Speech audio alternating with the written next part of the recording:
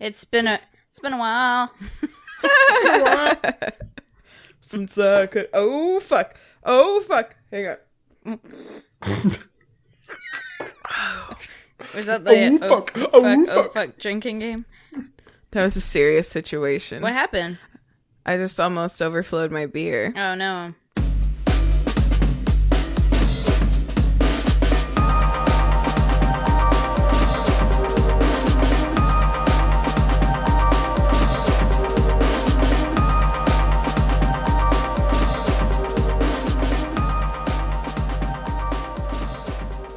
Hello and welcome to Way Too Broad, a place for friends to talk about things that they're really, really ridiculously excited about. I'm Hannah, and my co-hosts are Erin and Ben, and Erin's doing an interpretive dance of some kind. Hey, Anna. Hi, Erin. This is your with the Way Too Broad intro interpretive dance. I love It's got rhythm to me. Thanks. And Ben, I assume that you also are doing an interpretive dance, even though we can't see you. Of course, always, at all times.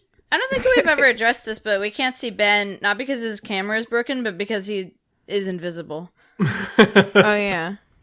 Yeah. I guess we never have mentioned that. Mm-mm. Ever since baby Ben was born. It's something I live with. Yeah. You know. You get used to it. Yeah. I heard Did you? It's very loud. Is that why you were so adamant about wanting your superpower to be flying and not invisibility that one time? I already have it. Yeah. I don't want something lonely. I already have. It's lonelier than sucks. you could ever imagine. It's probably just as lonely as you can imagine, actually. Yeah. Oh, I thought you said it's lonelier than you never imagine. Oh. Which Oh, interesting. Whoa. was a fun turn of phrase.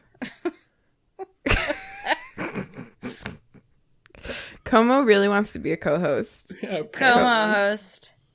Crow-host? Because he's Chromo. Chromo host. Oh no, Kurama. What's up, you guys? I haven't not seen you in 2 weeks. Seen and not seen you in 2 weeks. I'm used to talking. I don't even know you anymore. Ben, I don't even recognize you. I know, we missed last week. I'm sorry, everybody, that we missed last week. Yeah, you were without power, Han.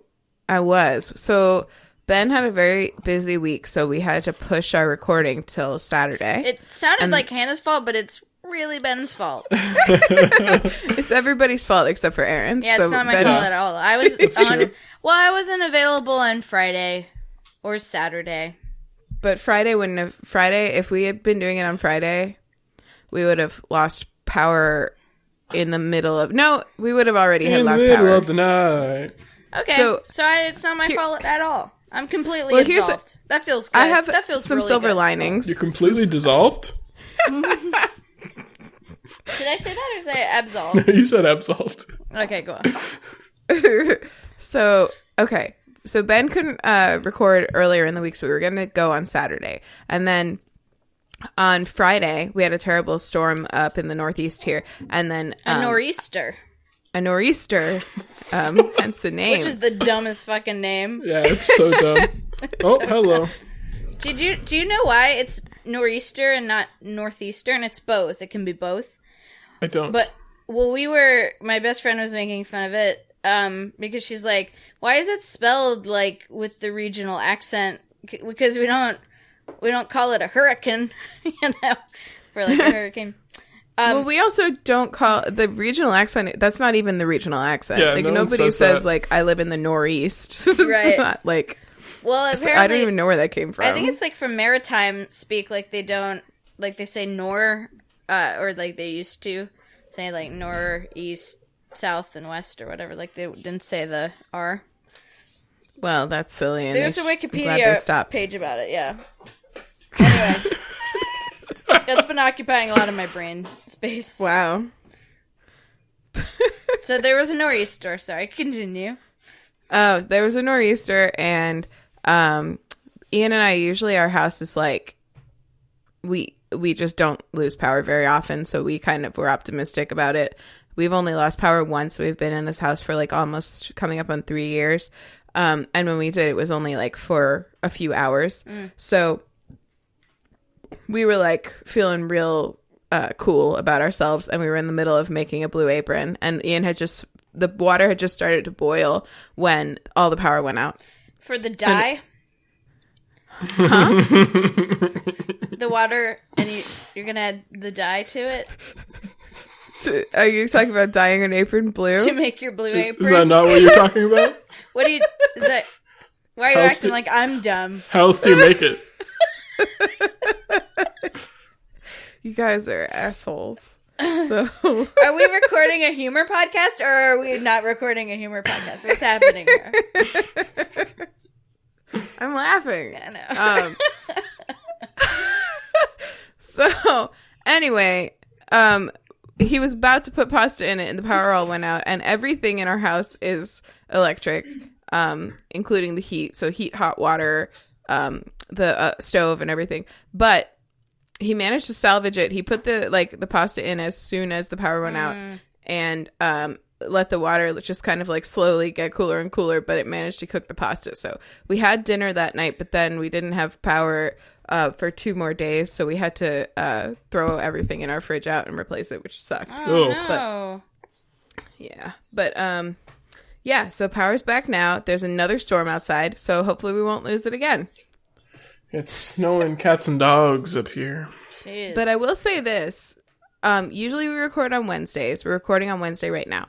Last week on Wednesday, if we'd been recording, my in-laws would have been stranded in Dedham for several hours, which is a town on their way home from the airport, because Ian didn't have his phone with him, and I was the one who answered my phone, and I wouldn't have if I was in here, and they needed us to come get them because their car broke down on the side of the road. Oh, God works wow. in mysterious ways, I'll tell you what. Silver lining. Yeah. There you go. When one in-law gets stranded, another podcast doesn't get recorded or something. That's a phrase. I have one more upfront thing, which is it's one of those things that's like a new favorite that makes me very happy, but I don't have enough content on it to do a whole obsession. Mm-hmm. So I thought I'd share it with you guys. You know how I go on and on about Polygon sometimes? Mm-hmm. There's a new... There is a new weekly live streaming show on Polygon called Gill and Gilbert, and it's these 2 guys, Patrick Gill and Brian David Gilbert, who both work there, and they record it like after hours. Like normally they work kind of a general 9 to 5, but I guess one day they both like showed up late, and so they decided that they would stream after work hours to make up time so they could like get paid normally. And so now they're doing it every week, and they have they'll play a game and do some silly thing. Like last time, anytime that they got a strawberry in this game they were playing, one of them had to eat a strawberry, and every time they died in that game, which happened a lot in this game, the other one had to eat a pepperoni, and they ended up both like pretty sick at the end of an hour. And this last one, they were playing the new Super Mario Odyssey mini game thing where you find balloons and with Luigi, and every time that they that one of them found a balloon, they got to blow up an actual balloon and stick it to the other person. So by the end they both just looked like big, like, you know. And also my favorite thing is that they have been taking suggestions for segment names, just names of segments, and so they have a segment that they do in the middle of their gameplay called "This is a segment called," and they'll pull like a random segment name out of a biscotti box that they have, and and then they'll have to do something for that segment. Like there was one called, they just pulled them out. This is a segment called Horse Whispers. They just have to figure out what that segment is. It's very good. Oh, that's funny. I like What that. else is going on? What's going on with everybody? What are we I've been drinking? watching Harry Oh, Potter. Harry Potter. We how just has Ben finished the going? 3rd movie. That's a good one. It's really good. I really enjoy it. I forgot how good these movies are. Mm-hmm. And I also forgot how the first one, like in the early 2000s, Lord of the Rings and Harry Potter were coming out at the same time. And I was thinking about what a great time for movies that was. The first one came out in 2001, which is the same year that Fellowship of the Ring came out. The third one in particular, I just loved. Yeah, it's really, And it's really good. Before things get like real dark, Yep. you know. What are we drinking? Erin, what are you drinking? I have a mug of decaffeinated coffee. Oh. Do you drink that a lot? You know, I have been recently. Erin's putting her mug right up to the camera and then also her fingers. So it's just really, yeah. I have been recently. Is that it? Just decaf coffee? Well, no, so I have been buying decaf coffee and making it for a little treat at night. Is it good? Mm-hmm, it's great. Doesn't it just taste like coffee? Yeah, I love coffee, but it doesn't have caffeine, so I can then go to bed. What's the deal here? Is this not normal? I don't know. I was wondering, because Hannah said, is it good? Like, it'll taste very different from coffee. Yeah, it tastes just like coffee. Does it not have some caffeine, though? It probably does. Yeah. Well, that's okay. It still makes me poop like regular coffee, which makes me wonder, you know how that is. Y'all know how that is. Yeah. You drink a coffee and then you're like, poop immediately. I can't even act like I don't know how that is. Don't pretend. Don't front with me right now. So that makes me wonder, though, if there's a, like, I don't know if that's a caffeine thing or if that's a coffee thing, right? So, anyway, that's just some data for you. I shall not comment upon it further. It's great. It's a little treat. And I also have the dregs of a lemon seltzer. Oh, that's nice. Yeah, it's nice. Ben, do you have anything? Water. Water. I have a beer. Ben has hard water. What beer do you have, Hannah? It's an Omegang beer, which is a great upstate New York brewery. It's a Hennepin Saison Ale. And this is what the bottle looks like. And Ian poured it for me into one of our fancy really beautiful beer glasses. That's a weird glass. Can I see the glass a little closer, actually? Can you bring up a little closer? Closer. Here, how's this? That's great. I can just see Hannah peeking out of the bottom. And my Coke nail. And you're, oh no, get that thing my away from my God, frickin' Hannah. face. How long has that been growing? For her whole life, Ben, for her whole listeners, Hannah has a nail, just one, on one of her hands, and it's her pinky nail. It's on fucking both of her goddamn hands. Oh my God. And it's thrice the size of her finger. It's just a long nail that is longer than a toe, okay? It's so long. It's not true. One time, I don't know if you will remember this, Hannah. I remember this vividly. We were together in the summer, and I showed you on my arm. I was like, oh man, this bug bite finally stopped itching. And you took your fucking long-ass pinky nail, which you've had since I've known you, and you yelled, reactivate, and you jabbed it into my bug bite and made it start itching again. I trusted you. Oh my God, Hannah. What do you Fuck is wrong with you? Why do you have those nails that way? And how does anybody allow this? Nobody notices them.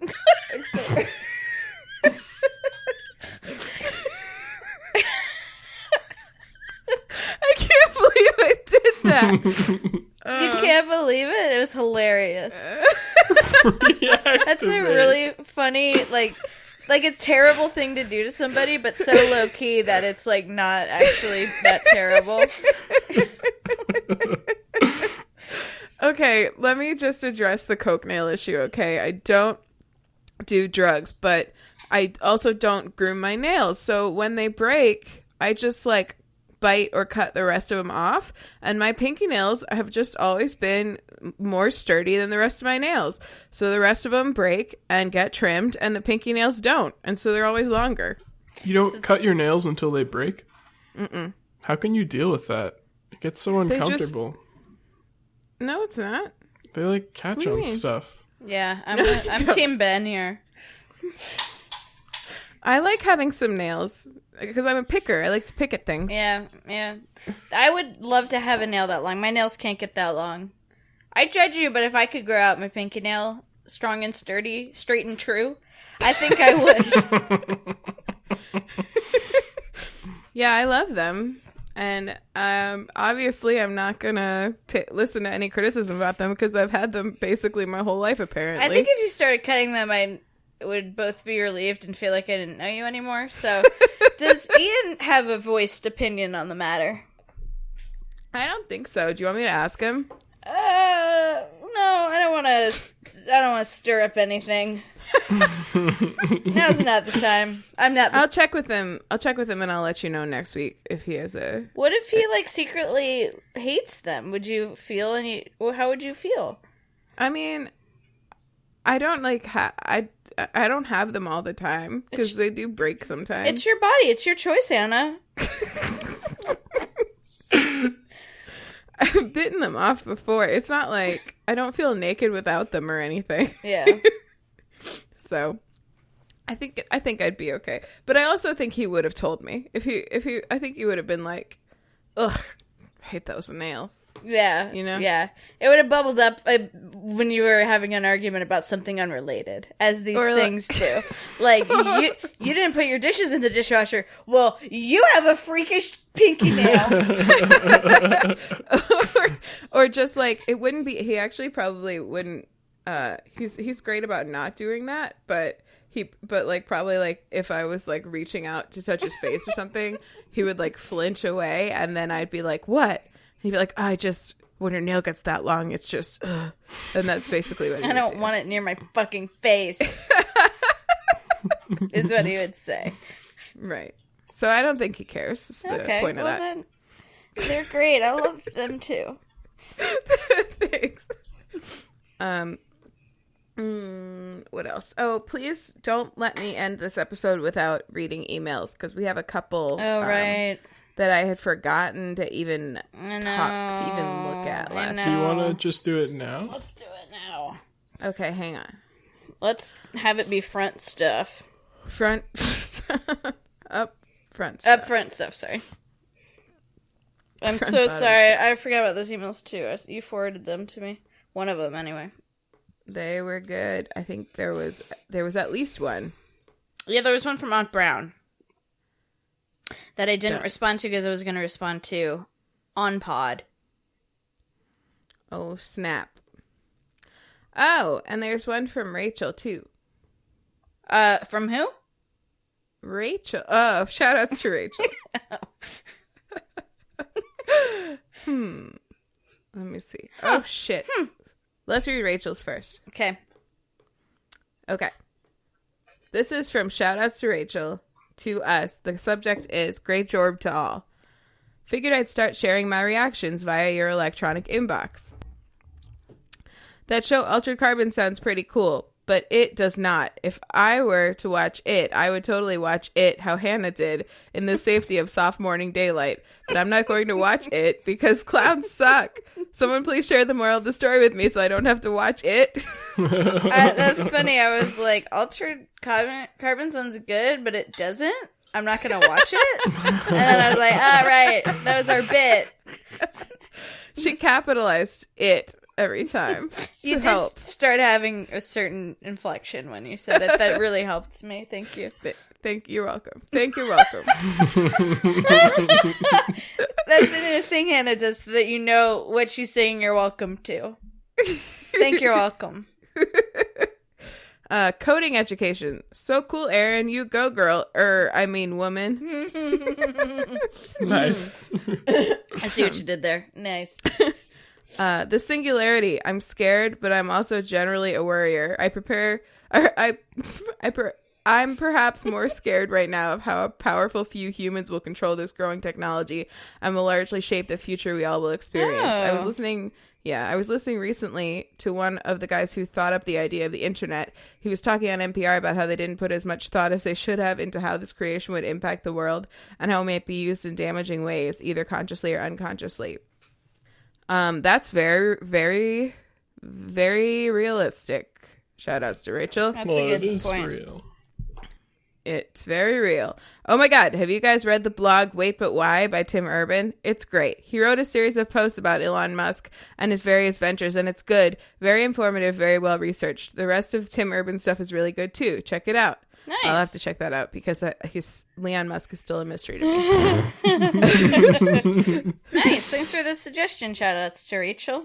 Thank you. Shout outs to Rachel. There's more. I'm with Ben. I think our smallness and potential insignificance is kind of relieving and freeing. I like the idea that we can and should make our own point, our own meaning in life. Yeah. Erin, really sorry we kind of stuck a hetero marriage on you. That was not a good thing. We apologized on So Dreamy, too. Sorry. If I'm going to be stuck in a hetero marriage with anybody, it would be Lin-Manuel Miranda. That's all I'm saying. But I understand. Yeah. Boobs. I also have preferences, but no matter how they look, I respect one of their main purposes, feeding all our flippin' babies. Which reminds me, breastfeeding shaming is the dumbest shit ever. Yes. Did we talk about breastfeeding shaming? No, so. we didn't. Okay. But that is But dumb as fuck. It's dumb as so stupid. fuck. It's a tool of the patriarchy. I hate it. Fuck the patriarchy. Fuck it. Down with them. Just suck it. Oh. Just like... Just suck that titty. Babies. Babies. For nourishment. Oh my God. Just like period shaming and that taboo around talking about or seeing or experiencing or being around those experiencing either of these things. If you are a human, you're here because a woman had her period. And if a mother needs to feed her kid, then stop shaming and or sexualizing it and just turn away if you don't want to see it. Do you realize how frequently feeding needs to happen and how exhausted, drained, and isolated, etc. a new mother may already be? So don't expect her to change or cover up or go hide for your benefit. It's not like she's shaking her rack in your face. Sheesh.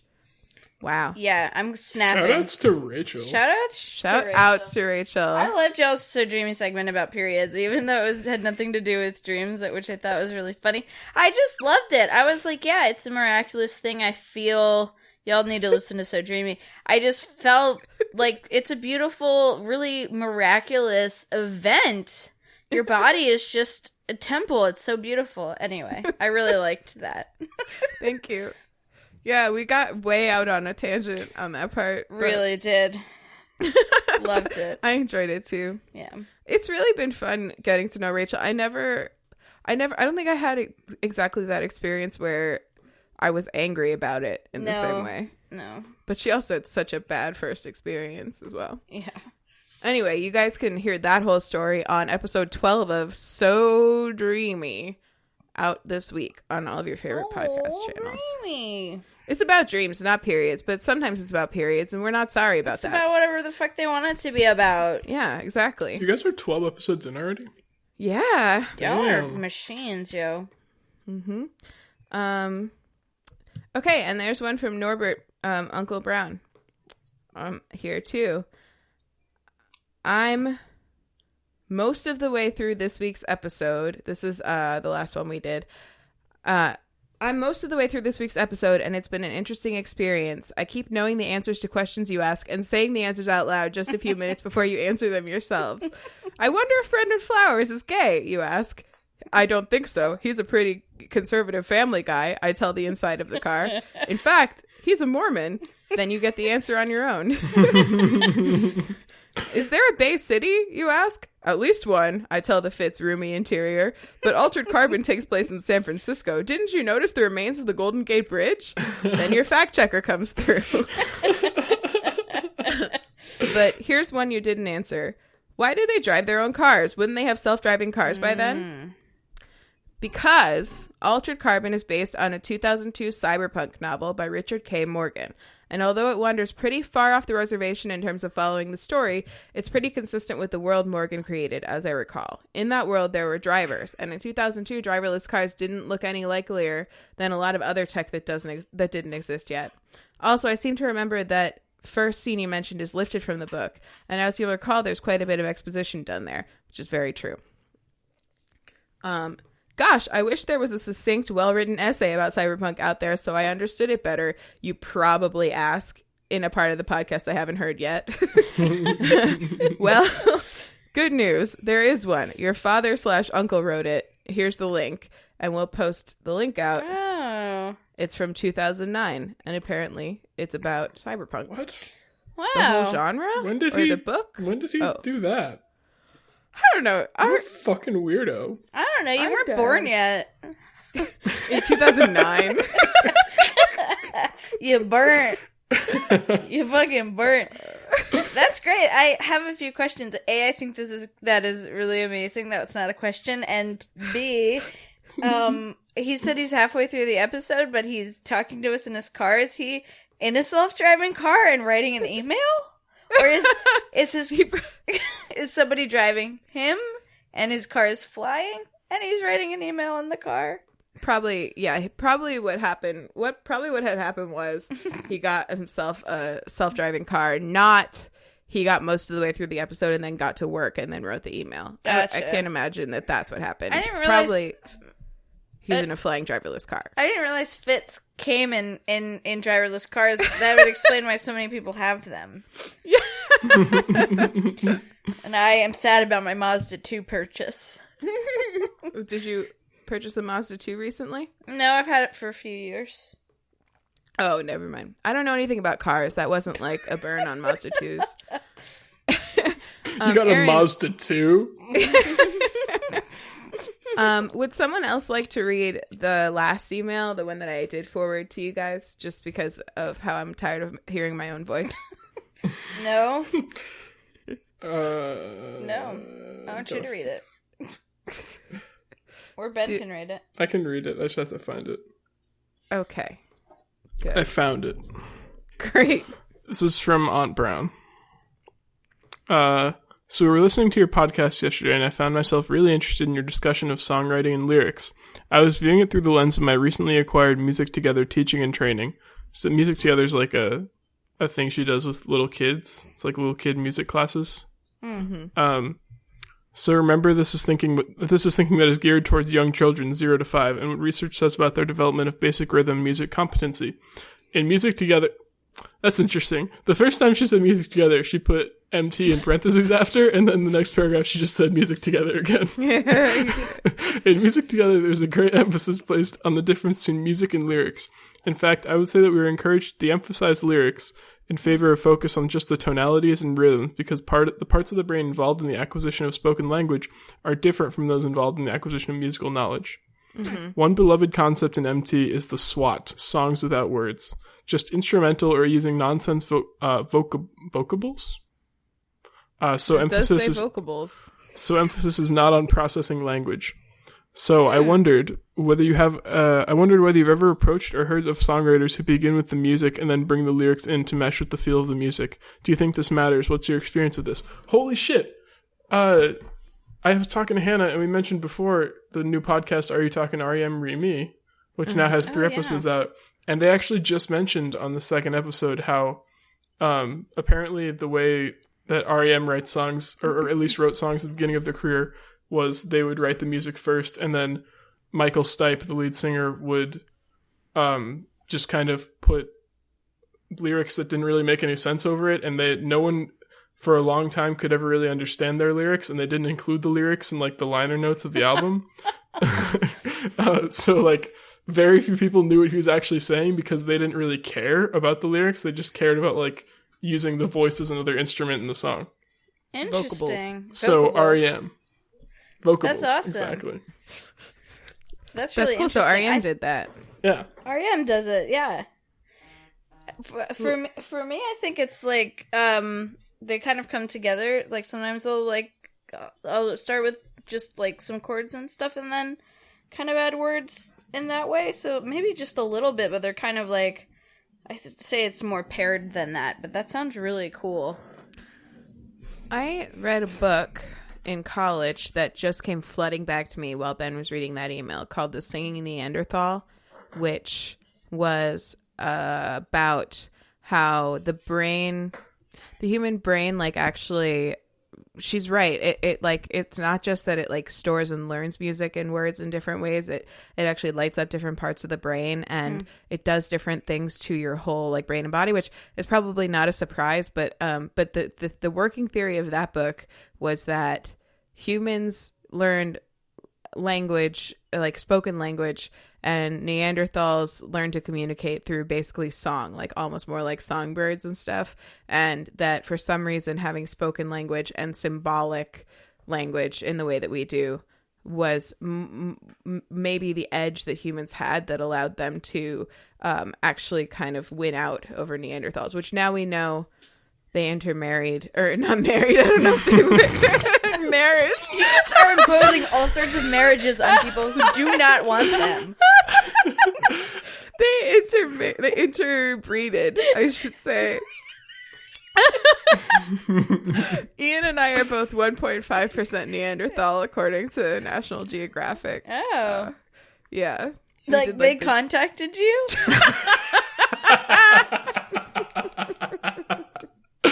We did this genetic testing thing. We spit into a tube and they told us we were Neanderthals. It's like, if you actually spit into the tube, you're a Neanderthal. If you're like, I'm not spitting into that tube, they're like, you're not. But anyway, that made me think of that, because it is definitely true. There was a lot of stuff in there about how the brain reacts to music versus language and how different it is. So I think that's very valid. Cool. Yeah. What book was that again? It's called The Singing Neanderthal. I don't remember who wrote it. You know another book you should read about language? What? It's called The Language Instinct by Steven Pinker. Steven Pinker. Yeah, he's a psychologist I've heard of him. At Harvard, I think. He's like a cognitive psychologist. The Singing Neanderthals is by Stephen Mithin, by the way. Oh, close. Stevens are just dominating this field. Yup. Well, that's cool. Thanks for that interesting email on Brown and also on Norm. On Brown and Uncle Brown. And shout outs to Rachel. Yeah. Thanks everybody for the email. Sorry it took us so long to get back to them. There are some issues. Issues abounded. Sorry about that. I just was so sad last weekend. I couldn't do anything. I'm so sorry. It's okay. You know what? It really taught me a lesson that I hopefully will take into account. That, well, Ian and I learned some things about what we want in our next house, like a wood stove or a fireplace. Or a generator. Some ability to live off the grid, yeah. Like, I don't know why, like, we of all people, I think about zombies all fucking day, and Ian, like, lived as a pilgrim, and yet we have never thought, like, oh, maybe we should have something that doesn't work off electricity in our life. Yeah. Like, stupid. Dependent fucking idiots. on the system. Yep. So, Erin's up first this week. Man, it's been really hard for me because I had a really strong thing last week. Oh, I'm and sorry. No. Yes, you should feel shame. No. And this week I've been obsessed about a few things, but I think I want to honor last week's, and I think what I'm obsessed about this week I will still be obsessed about this week. I do have one thing I want to mention because I was obsessed about it and I don't want to talk about it today, and I'm certainly not going to be obsessed with it next week, but I wanted to mention it, which was that we watched Broadchurch. Have you guys watched that? No. On Netflix.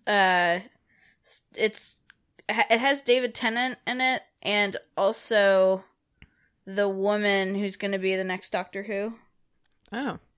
I've heard of it for sure. So it has 2 doctors in it? Yeah, it has 2 doctors. Wow. For the price of one. Season 1 is really interesting. It's like a murder mystery kind of show. I feel like I've heard, that name sounds familiar. I feel like our mom might have watched it. Maybe a preview auto-played for you or something. Probably. Fucking Netflix. Fucking Netflix. I'm not finding season 2 as enthralling, and I might give up on it soon because I'm a very fickle TV watcher. But and I also wanted to mention I started Parks and Rec, And I know you said season 1 is like not that great and I can skip it if I'm losing steam, and I am losing steam. I don't feel enthused about season 1 and I don't feel enthused about skipping it. So I think I'll just probably try to find it in me to finish it and then give season 2 a go. It's a short season, right? I think it's pretty short. I don't know. That is the difficulty with Parks and Rec, is that that barrier to entry is real high. But once you get over it, I think when it was on TV, I actually just watched the first episode or two, and I was like, "This fucking blows." Yeah, I stopped. I stopped watching it, and then I started again sometime in season 2 when someone like said it was good. So. Yeah, I think it's just like the way I am with TV. It's like I'm either like really into it and I really want to watch it, or I'm not really into it and I'd rather not watch anything. And you know what I mean? If I'm like feeling lukewarm about it, I'm like, I don't even want to watch it. Anyway, sure. But I'm gonna plow through for you too. Thank you. Love you. You won't regret it, fam. Love you, fam. Okay, so my thing this week is an artist, a musical artist that I've been really digging lately. Have y'all heard of Dessa? Yeah. No. She's on the Hamilton mixtape. Yeah, she's on the Hamilton mixtape. That's how I first heard of her. She sings Congratulations, raps. She's a rapper. She's a rapper, singer. So she was on my radar through the Hamilton mixtape, and then through the Spotify like rabbit hole, I saw that she's a member of a collective. They're not called a band, but they're a collective group of rappers, and they release some albums under the band name Doomtree.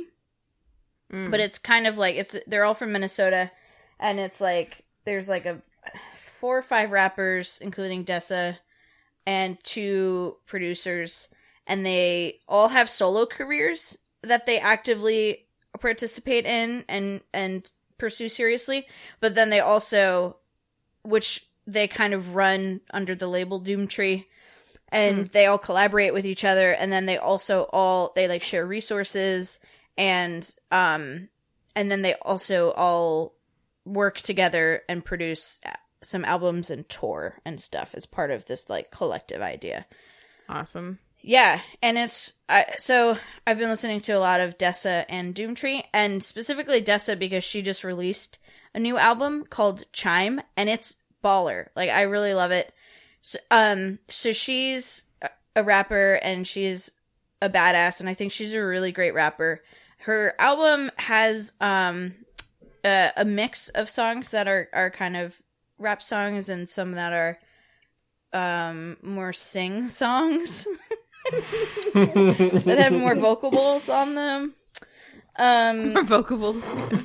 And I really love her rap songs. Like, she has 3 like end-to-end rap songs on the album that are just so badass. Like, I just like love, and I think she's like so talented at that. I'm less enthused about her sing songs, like the ones that she's just singing. Like, they're good. I just like her. She's such a strong rapper. She's a much stronger rapper than she is a singer. I just really wish that all of her stuff was singing, but she does a lot of other stuff too. I think she's like a philosopher, or or something, and like she writes stuff, and she's really interested in science and kind of bringing science and art together and stuff like that.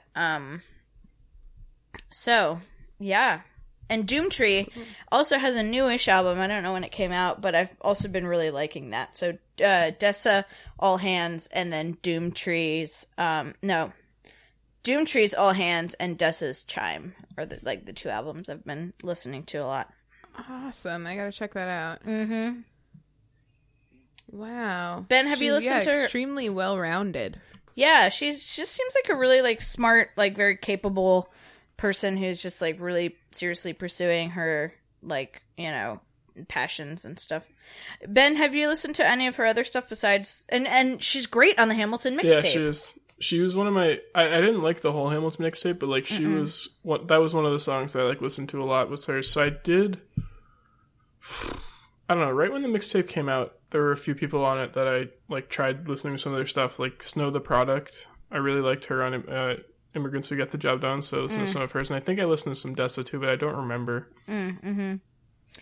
Yeah, some songs, I'll just throw out some songs for people wanting to kind of get into. I always find it overwhelming if to not know what to listen to. So my favorite song, two of my favorite songs on Dessa's new album are Fire Drills, which is a really great song with a really great message about how it's bullshit for, like, women to have to, like, be careful all the time and, you know, we're not safe out in public and all of that stuff. The other one, well, two more, 5 out of 6 is another really good song. Shrimp is one of my favorites. It's like 46 seconds, and it's just her, like, rapping a funny rap, and it's really delightful. And then off of Doomtree's All Hands, some songs that I really like. One of my very favorites is, I don't know how to say this, but it's like 0.38 air weight. Is that like, it sounds like a gun or something. Sounds like a gun, yeah. I'm not sure. Something I really like about Doomtree is that the other rappers in this band, this collective, are men, but they don't. The band doesn't rap about anything gross. Like, I always hate. Sometimes my brothers will send me raps, and I just, like, don't like the content. It's just like something. It's just like nasty stuff or really, really sexual or bitches and hoes and like that, like, sometimes. Yeah. And I just don't like to listen to that. And their content, I have not heard a single, like, sexual song from them. They curse, but not in like a derogative way at all. So that's something I really like. It's like, it's wholesome is the wrong word, but it's like palatable, maybe, is, I don't know. I'm sounding like a fucking square. I know.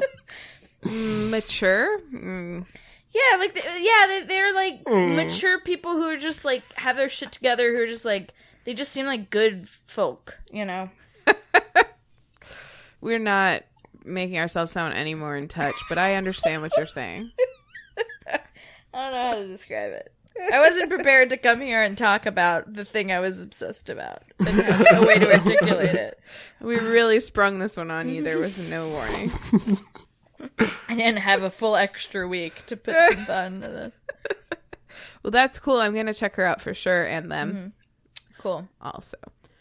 Sounds like weirdly, this is possibly unfounded, but it sounds weirdly like the music version of the McElroys in a way, where it's like they curse, they're not like not inappropriate at all, but they're like, they're not interested in like being offensive for the sake of being offensive, or like talking about certain things that are just not palatable for everybody. Yeah. It's hard to.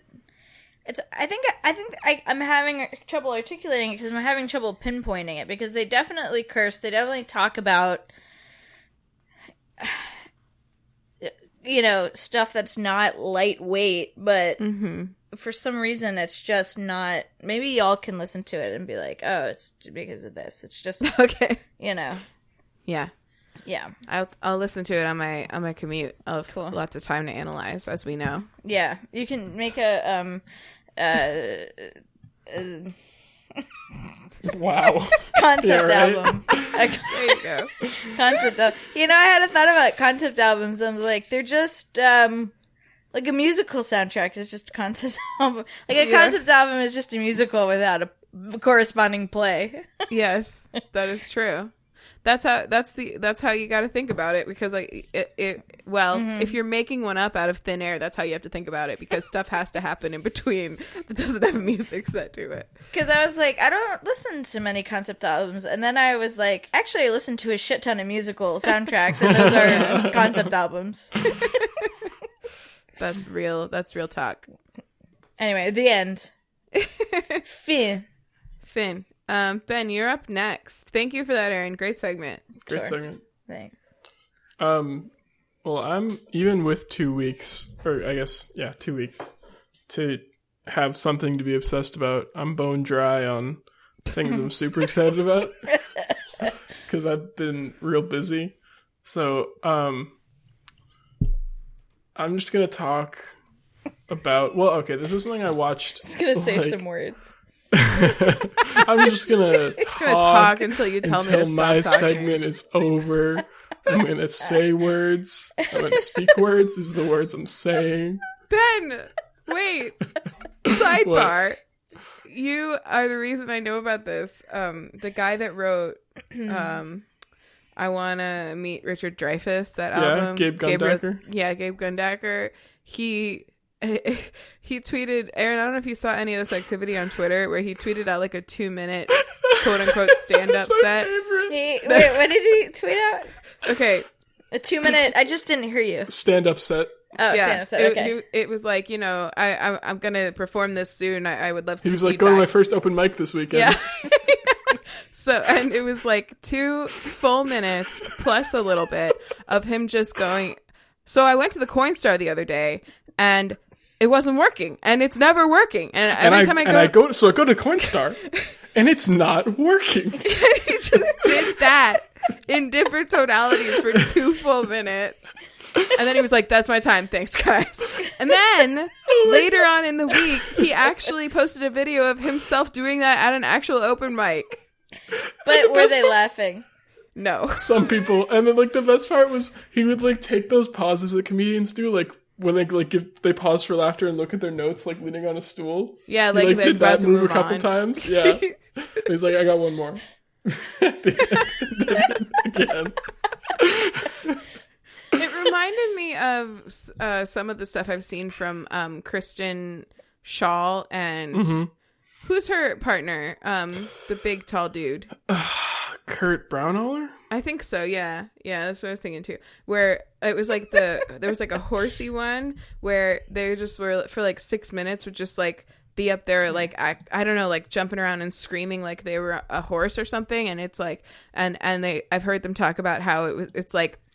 It would be kind of funny at first, then it would stop being funny, and they'd lose people for like 2 minutes, and then all of a sudden they'd start gaining people back, and by the 5-minute mark, everybody was like crying, laughing. Like, that was what it reminded me of.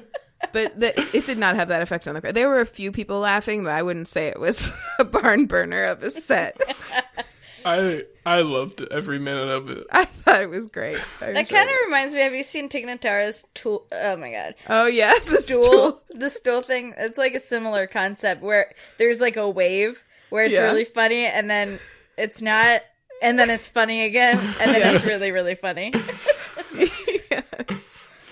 People are weird. Just like crowds are weird. Well, it's like we're surprised, and then we're not surprised anymore. And then we're surprised again that it's still happening. And then we're surprised that we're surprised or something. I don't know. Yeah. So. Anyway, Ben was supposed to be talking. We're talking. Ben talk. My obsession, I guess you could say, has been nostalgia for President Obama. Aww. So it kind of started a few weeks ago when, you know that David Letterman show that just came out? Yeah. My next guest needs no introduction. Watched that interview with him. It's really great. Then the other day, I'm on spring break right now, but so I've been, you know. Woo, spring break! Woo, I've been doing work every day. So some days I like don't want to get out of bed. So the other day, for whatever reason, to pass the time, I just started like watching old speeches and interviews with Obama. And it made me really happy and really sad. I was really happy that we ever elected someone like that. Because he's just like such a special mind. And then it obviously made me really sad for other reasons. We also have a really special mind in the White House. He was so well spoken and so like everything. Like the fact that he actually thought about everything he knew, and like so there's this actually in the West Wing in season 4 when the president's running for re-election, he's running against this Republican who's like, he's not dumb, but he's the governor of Florida, and he's like, he kind of like portrays himself as like the everyman sort of person, where he's like, you know, who likes to shoot guns and hunt and doesn't like to go to plays. He likes to go to baseball games to try and like connect with the blue collar worker. And like people that support him keep saying that like, well, he'll hire the best advisors and, you know, all the best people to help him govern. He doesn't have to necessarily be like the smartest person. But then they're taught the people who support the president, like the main characters of the show, are like, you can't just have the best people around. Like the person who is ultimately making all these decisions needs to be able to actively involved in conversations on a myriad of topics and at such like incredible complexity, and needs to know what he's talking about and have opinions about things. Oh God. And you just could see that with President Obama. Like I always respected how when he was running, I think even in 2008, I know at least when he was like running for Senate, he wasn't pro-gay marriage, but it was something that he changed his mind on. And I always like respect people, especially politicians, who will change their mind about things after being convinced by like smart people who make a good point, you know? Yeah. And by like the fact that like it's just the right thing. And he saw that and changed his mind, and now the Supreme Court made it legal. You know? Thanks, Obama. Thanks Obama. I just miss him so goddamn much. I miss you, Dad. Come home. Yeah. It's so sad. It's tough out there right now. Did you guys see that really adorable picture of this little girl standing in front of Michelle Obama's portrait with her mouth agape? It is so sweet. And then Michelle Obama met her. Oh no. She did. That's so nice. Michelle too. Fucking best first lady ever. Oh my gosh, she's so great. Yeah. Maybe like Eleanor Roosevelt too. It's up there. But yeah. I've been reacting differently to Ben to this whole like the world is hell situation, where I've been like listening regularly, like pretty much every day, to podcasts about serial killers and cults and stuff. I like really thoroughly researched. Like they're very interesting. So we all have our coping mechanisms. Ben's seems healthier, but it hurts my heart. Yeah, it's rough. Yeah, I don't know how healthy it is. Makes me sad. Well, do you guys want to hear about my obsession? Please. Please, God. Please. As long as it's not a serial killer. It's like basically the opposite of a serial killer. What is the opposite of a serial killer? Puzzles.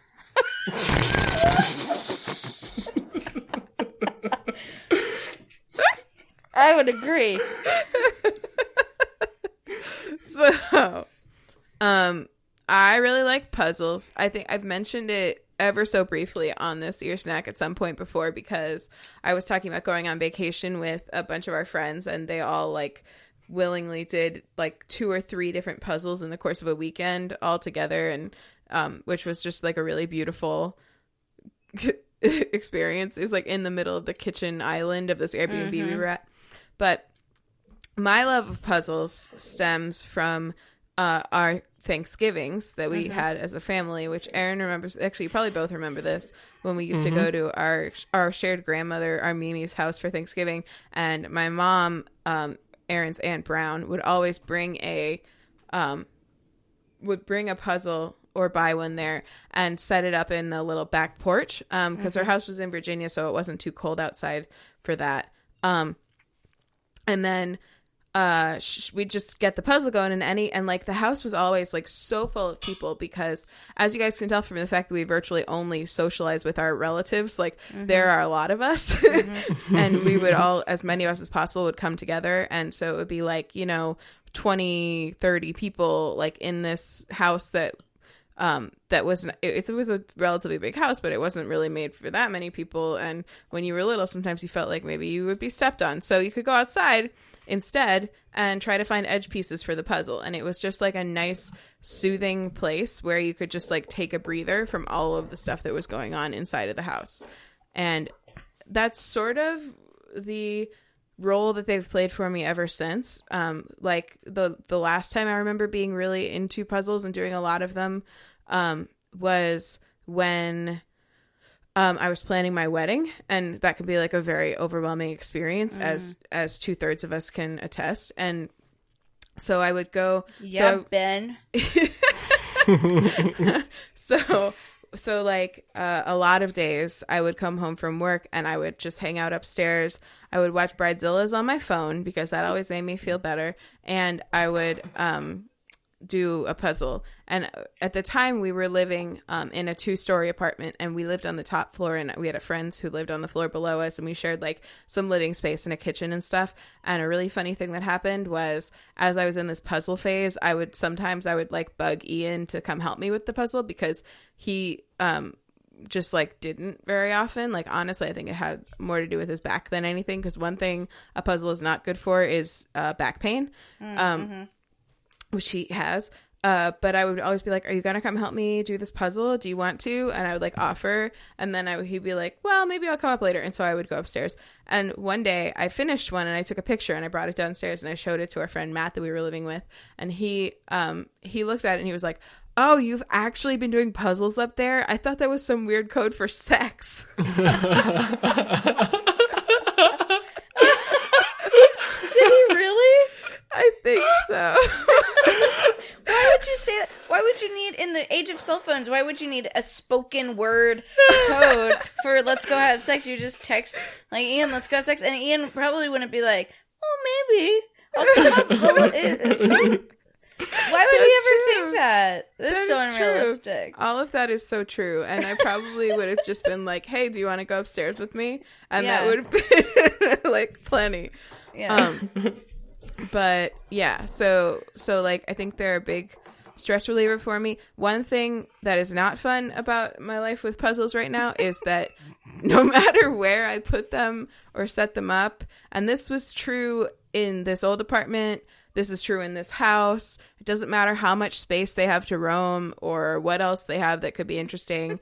If there is a puzzle set up and I walk away from it for longer than like half an hour, a cat will knock part of it down onto the floor every single time. That is just not even limited to puzzles.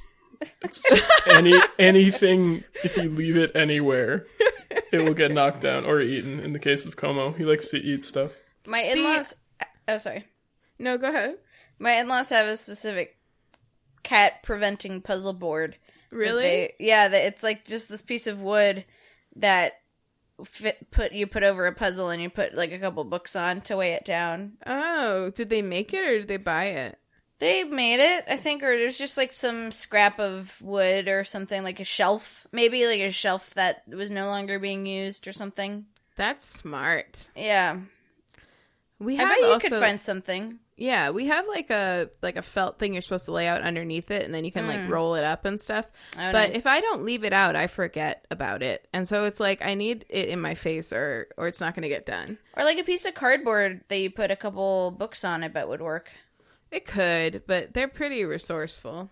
They're really like all I have out right now. On this puzzle I'm working on right now is the edge. I just assembled the edge last night, and then I was like kind of done, so I stopped. And I was like, I bet they probably won't bother this, because it's not like there's pieces scattered everywhere. It's just one part of a table. Like I don't see them walk on that table very much, but no, like a whole corner of it was on the floor when I came home from work. So I feel like they would get underneath it. I don't know. They just don't like puzzles. Are you not? Maybe it's just, if it was me, I'd be worried about Como eating the pieces. Yeah, do your cats not do that? No. You're lucky. Don't. Our cats, yeah, they don't. I mean, Jack will he's not good at pacing himself with actual food, but we're fairly lucky that neither of them really likes to eat things. Squeaks does have a thing, which is pretty hilarious, where if there's a paper towel and it's on the floor for any amount of time. Actually, if there's any paper and it's on the floor, it's hers. It's her paper, and she will destroy it immediately. But she'll never grab anything from above the floor. If it's not literally on the ground, she won't bother it. That's so funny. Henry has weird naughty rules like that. Like, if you leave our bedroom door open, he'll just wreck your shit. He'll unpack all your bags. Like, I have, some duffel bags. He did that to me. Oh, that's right. Like, I have a backpack and a duffel bag. He'll unpack it.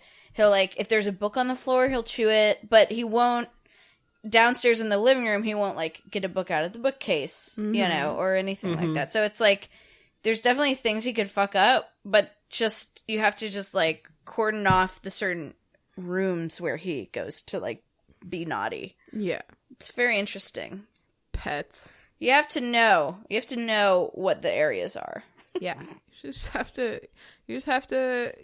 adapt your whole life and routines around this animal that lives in your house. Who doesn't speak English. So you have to change. Right. Because they're not going to. And it's unreasonable for you to expect that. Hannah, I've been thinking about puzzles. Oh, yeah? Yeah. Because I have, I've heard that listening to audiobooks is a really great thing to do while you do a puzzle. Or vice versa, that they pair really well. I heard that from Megan Mullany. And I have been in charge of canceling our Audible subscription, and I have failed to do so month after month after month. So I have many, many, many, many, many Audible tokens, and I just don't ever have a time where I'm like, I'm gonna listen to an audiobook right now. Oh yeah, because you have a 15-minute commute. Yeah, and I work from home 2 days a week now, so just only through thrice.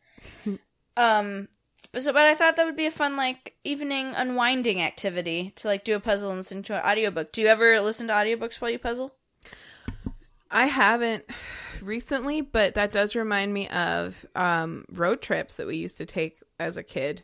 I don't know if you guys did this in your branch of the family, but whenever we drove anywhere when I was younger, my parents they would drive through the night. That was one thing, but also we would always get one or two audiobooks and we would listen to them all together as a family. There were certain ones I cared about more and some I cared about less, so it would be I don't know how my parents handled it, because they had to coordinate who was awake. If mom was asleep, we couldn't listen to this one, but if Hannah was asleep, we couldn't listen to this one or whatever. Right. Yeah. But I think listening to audiobooks can be a really nice family communal activity. Is my point. I remember I have fun memories of listening to Me Talk Pretty one day. Oh yeah, audiobook, and just dying of laughter. Yeah, that's a good. That's one. David Sedaris, right? Yeah, yeah, his audiobooks are great. Also, Sarah Vowell. Yep, Sarah Vowell. Lucas and I used to go to bed every night listening to Hank the Cowdog. Love Hank the Cowdog. Is that an audiobook? Yeah. Yeah, I guess it's a book. They're books. I thought it was a cartoon. No, it's not. They're books, I think. Yeah, I guess they probably did start out as books.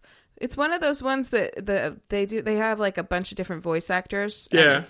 So I always forget that it started out as a book, because it feels like it was meant to be a radio drama. That's how good they. That's how well they did. Yeah. I feel wary of. Part of the reason why I don't cancel is if you cancel, you lose all your tokens. So I have to go ahead and spend all of them and then cancel. But if the one that we bought was just terrible. It was Gone Girl, which is a great book. I just loved the book, but the audio recording was just really boring. Mm-hmm. So I feel like it's a minefield. Yeah. Well, I can definitely. I just reading too much. I can definitely tell you that. Anything David Sedaris will be great. Anything Sarah Vowell, because they read them themselves. They always do. Sarah Vowell has guests come in and do different voices, because all of her stuff is history stuff. Mm-hmm. But it's really interesting, and she has a really interesting voice that I enjoy listening to. And then I think probably a lot of them you could probably do some research and try to figure out like which ones maybe have more of a cast to them, like maybe or like which ones just have really good reviews for there's probably ways to figure out before you spend the tokens on them. Yeah. Whether they're any good. Cool. Is that helpful? Read reviews. Research it. Yeah, that's what you're saying. Look it up yourself. I can't think of any other ones. The American Gods 10th anniversary audiobook was very good. I don't know if you have any interest in American Gods. As opposed to European? Do you not? It's who is it? Neil Gaiman. Yeah, that's right. Oh, I haven't read any Neil Gaiman. I have a couple books of his in my queue. So In your queue.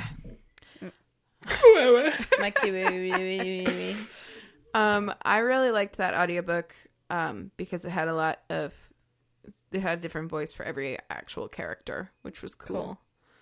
And it's a good book. It's a really interesting story to think about. Cool. Who are we talking with about that? Was it this weekend, Ben? Yeah, it was with Kylie because of her the graphic novel series she's been reading. Oh, that's right. Which I'm going to be reading soon. It's probably going to be an obsession in the next couple of weeks. Oh gosh, I kind of want it too, but I don't have any money. Obsession alert. Is it at the library? Oh, burn. Maybe. Don't know. Do they have graphic novels usually at the library? Sure, why not? Because the library sucks, Erin. That's the library why. I can't believe you said that, Ben. Fucking roasted. Can I show you guys what I just Googled? Yeah, please. Share screen. Another great bit for the listeners.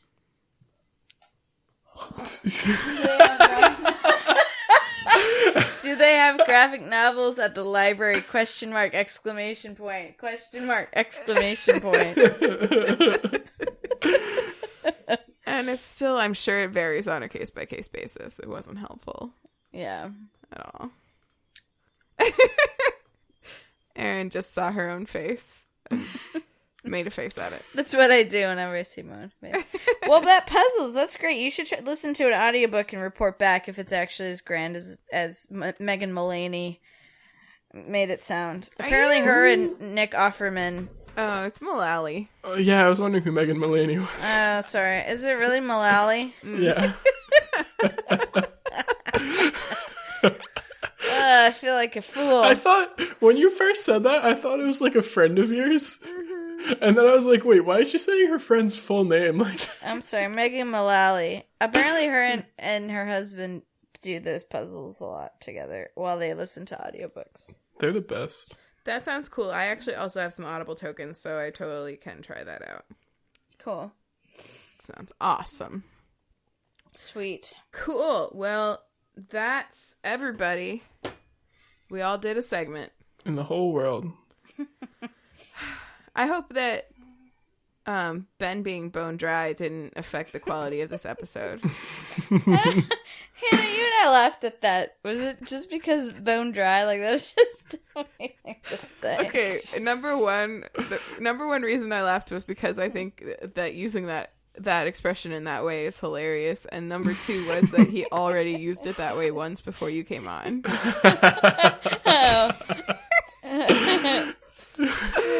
I'm bone dry this week. I just felt like it was a good. So that shows you how fucking bone dry I was. I couldn't even think of another expression for it. You have a glass of freaking water, Ben. It's dry. It's bone dry. Also, bone isn't dry until it's like dried, right? Like just like anything else, like your bone is like in a gooky. It's gooky. It's hanging out in blood. Like bone dry, like anything's dry if you fucking dry it. You know what's weird to think about? You know what I hate thinking about the most of anything? Blood.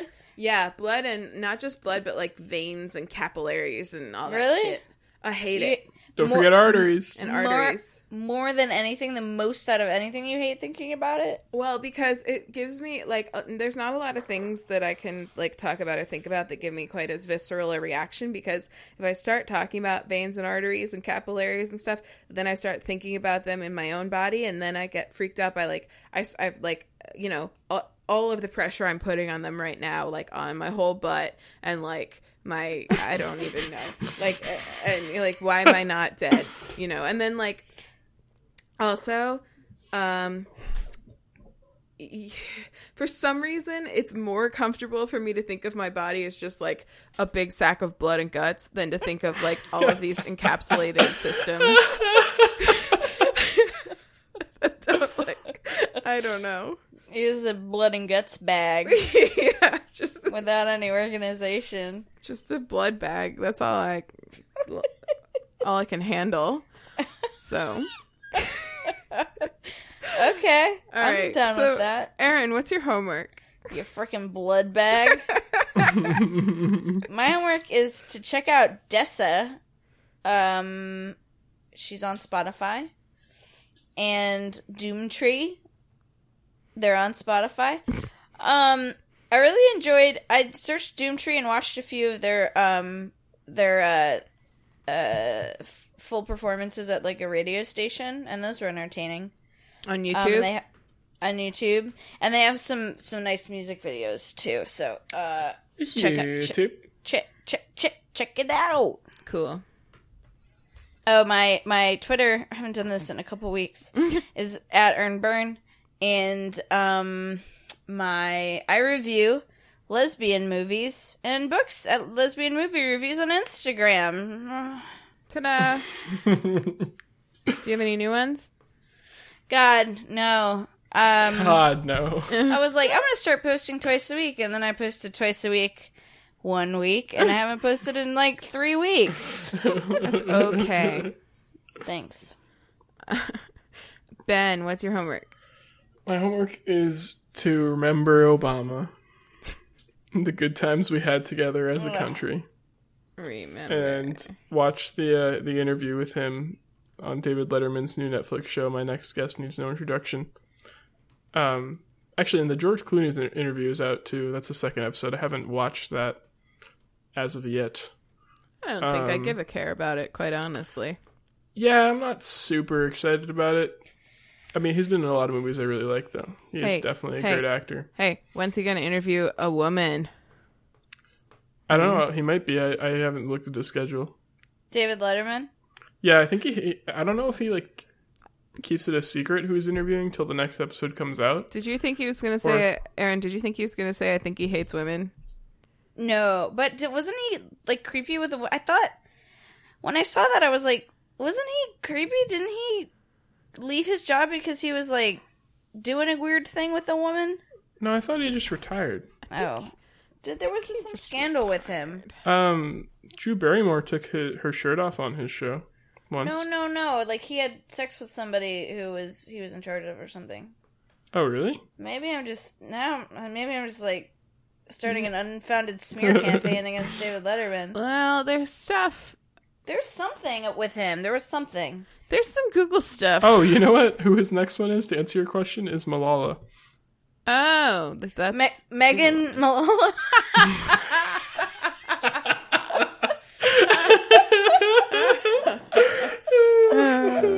Megan Malala, you said.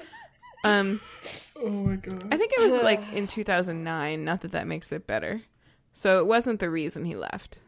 But was it actually a thing? I don't remember this. The headlines that I'm reading would suggest so. But I know he has a really young son. For his age. You do. His son's like 14 and he's 1,000. I think 1,000 or so. Yeah. 70. Scandal. Well.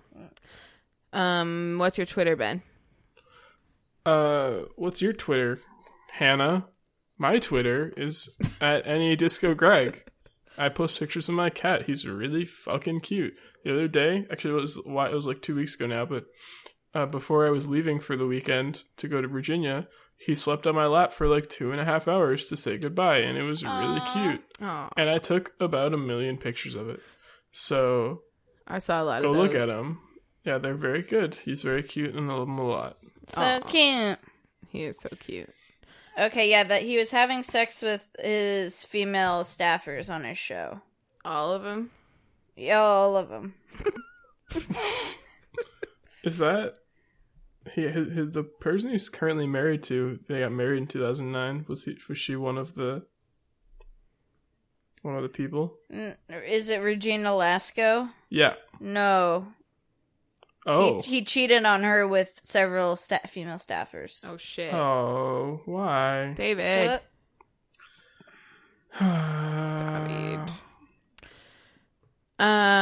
So my homework is get a puzzle, do it. I like 1,000-piece puzzles, but if you're just starting out, you could do a 500. That could be pretty easy. If you're half as awesome as Hannah, you could do 500. They also sell 250s if you are really feeling lazy. Quarter is awesome. And you maybe could listen to an audiobook while you do it. And keep your cats away from it. And if you want to tell us about your experiences with puzzles or Obama, you can email us at waytoobroad@gmail.com. You can tweet at us at 2broadpod, TOO broadpod. My Twitter is at Anthropology. Like anthropology with an H at the beginning of it. And also we have a Facebook group, and it's called Way Too Broad, and we post updates there. Like if you follow us on Twitter or Facebook, then you knew why we didn't have an episode last week. And we also post the latest episodes there as soon as they come up onto the Twitter, and I try to post them on the Facebook too. Honestly, I'm not great about the Facebook. I'm trying to get better. You know, feel free to post your own interesting things in there. It's a fun place for that. Just fucking do it yourself. So, I'm not gonna post. You post. I've been so busy. I'm sorry. You have been. Yeah. I'm just trying to. I'm not on Facebook, so I don't know. I'm trying to sling good fresh tent, and it's hard. That's right. Slinging hot tent. It's a hot tent, and I'm also trying to keep a hot job. So. Cool. So, and then also, you know, rate us a review on iTunes. We'd really appreciate it. That would be a cool thing for you to do. So, have a great week. Bye-bye. And the podcast candle is now extinguished. Bye. See you next week. Bye, narwhals.